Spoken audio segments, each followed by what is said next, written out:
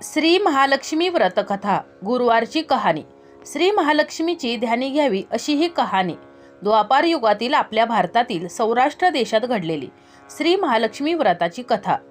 तेथे एक राजा राज्य करीत होता। त्याचं नाव भद्रस्रवा। तो शूर होता, दयाळू होता, प्रजादक्ष होता। 4 वेद, 6 शास्त्रे, 18 पुराणे याचे त्याला ज्ञान होते। त्या राजाच्या राणीचं नाव होतं सुरचंद्रिका। राणी रूपानं सुंदर होती, सुलक्षणी होती आणि पतिनिष्ठ होती। त्यांना एकूण 8 अपत्ये होती, 7 पुत्र आणि त्यांच्यानंतर झालेली एक कन्या। राजा राणीने कन्येचे नाव शांबाला ठेवले होते। एकदा देवीच्या मनात आलं, आपण राजाच्या राजप्रसादी राहावं, त्याने राजा आणखी सुखी होईल, प्रजेलाही तो आणखी सुख देईल, गरीबाकडे राहिले तर सगळ्या संपत्तीचा तो एकटाच उपभोग घेईल। म्हणून देवीनं म्हातारीचं रूप घेतलं, फाटकी वस्त्र ल्याली, आधारासाठी काठी घेतली आणि काठी टेकत टेकत ती राणीच्या महालाच्या दाराशी आली। पुढं तिला पाहताच एक दासी पुढे आली। तिनं म्हातारीला विचारलं, कोण ग बाई तू, कुठून आलीस, काय काम काढलंस, काय हवं आहे तुला? म्हातारीचं रूप घेतलेली महालक्ष्मी म्हणाली, माझं नाव कमलाबाई, द्वारकेला राहते मी, तुझ्या राणीला भेटायला आले। कुठे आहे ती? दासी म्हणाली, राणीसाहेब महालात आहेत, त्यांना सांगायला गेले तर त्या माझ्यावरच रागवतील, तुला त्या कशा भेटतील? तुझा अवतार पाहून तुला त्या हकलूनच देतील, तू इथं थोडा वेळ आडोशाला थांब। म्हातारीला राग आला। ती संतापून म्हणाली, तुझी राणी गेल्या जन्मी एका वैश्याची पत्नी होती, तो वैश्य फार गरीब होता, त्यावरून त्या दोघांची नेहमी भांडणं होत, नवरा तिला मारहाण करे।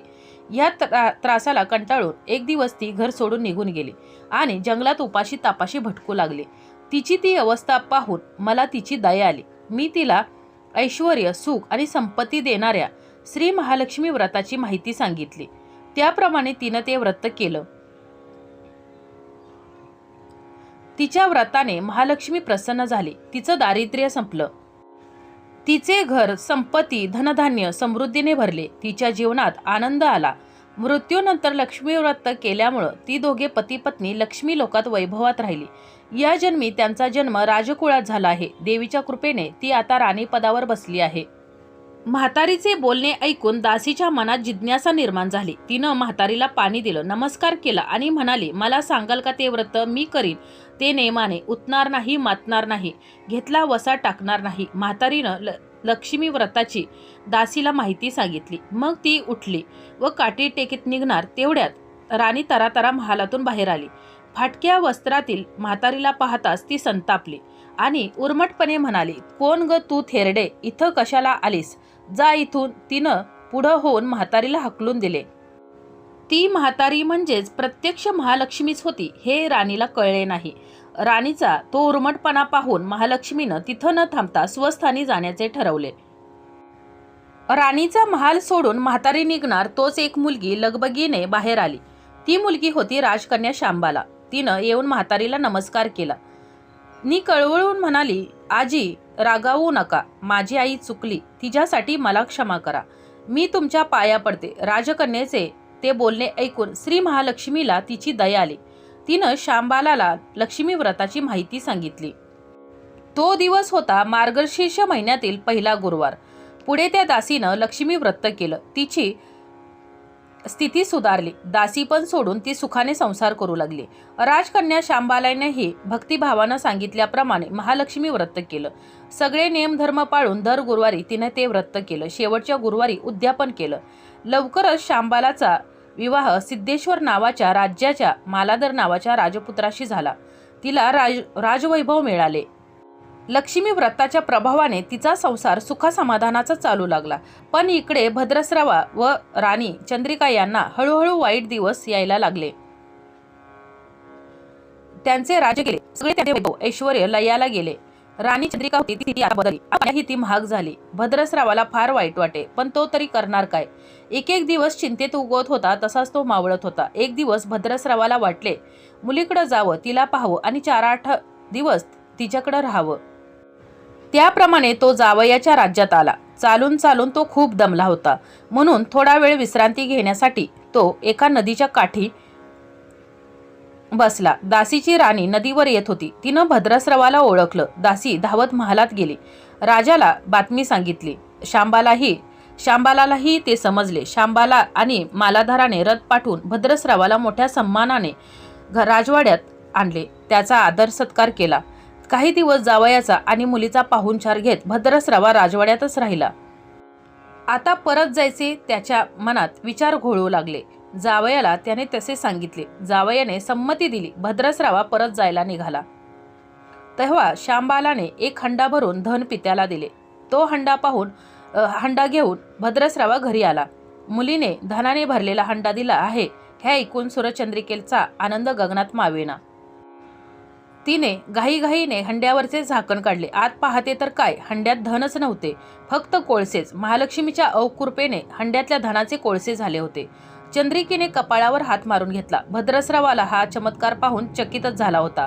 दुःखाचे दिवस संपत नव्हते, दारिद्र्याचे भोग सुटत नव्हते. सूरचंद्रिकेला एक एक दिवस काढताना जीव मेटाकुटीला येत होता. एक दिवस सूरचंद्रिकेच्या मनातही आले. लेकीला भेटायला जायची इच्छा निर्माण झाली. त्याप्रमाणे ती लेकीच्या घरी जाण्यासाठी निघाली. तो दिवस होता मार्गशीर्ष महिन्यातील शेवटचा गुरुवार. सूरचंद्रिका लेकीच्या घरी पोहोचली तेव्हा शांबाला व्रताचे उद्यापन करत होती. शांबालेने आईकडूनही लक्ष्मी व्रत करून घेतले. 4 दिवस मुलीकडे राहून सूरचंद्रिका आपल्या गावात परत आली. लक्ष्मी व्रत केल्यामुळं काही दिवसातच त्यांना त्यांचे पूर्वीचे वैभव परत मिळाले. राजप्राप्ती झाले. पुढे काही दिवसांनी आई वडिलांना भेटण्यासाठी म्हणून शांबाला माहेरी आली. पण बाप भेटायला गेला असताना त्याला शांबालेने कोळसा भरलेला हंडा तरी भेट म्हणून दिला होता. पण आपल्याला मात्र काहीच दिलं नाही हा राग राणीच्या मनात होता. त्यामुळं शांबालेचे हवे तसे स्वागत कुणी केले नाही. राणीनं एक प्रकारे तिचा अपमानच केला. पण शांबालेला आईचा राग आला नाही. ती पुन्हा आपल्या घरी जाण्यासाठी निघाली. निघताना तिनं पूर्वी बापाला दिलेला हंडा परत घेतला. त्यात मीठ भरले व तो हंडा घेऊन आपल्या सासरी परत आली. स्वगृही आल्यानंतर मालाधराने शांबालेला विचारले, माहेरहून काय आणलंस? शांबालेने बरोबर आणलेल्या हंड्याकडे बोट दाखवले. मालाधराने झाकण काढून आत पाहिले. आत हंड्यात मिठाचे खडे. मालाधराने चकित होत पत्नीला विचारले, हे काय? या मिठाचा उपयोग काय? शांबाला म्हणाले, थोडं थांबा, कळेलच. त्या दिवशी शांबाल्याने कुठल्याच पदार्थात मीठ घातले नाही. सगळे पदार्थ आळणीच केले. मालाधर जेवायला बसल्यावर तिने सगळे पदार्थ वाढले.